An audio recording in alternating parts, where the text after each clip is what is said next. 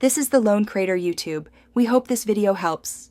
You'll begin by opening the app and creating an account so your logs sync across devices. Once signed in, add the vehicle.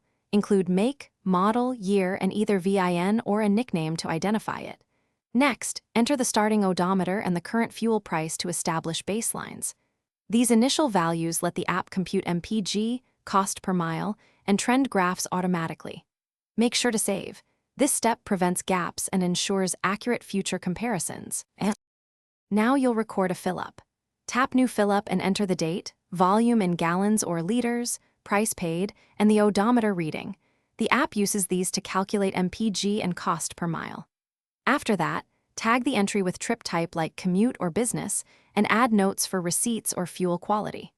Once done, enable GPS or autofill features to capture location and avoid manual entries. These help spot patterns in consumption and trigger service reminders based on miles driven.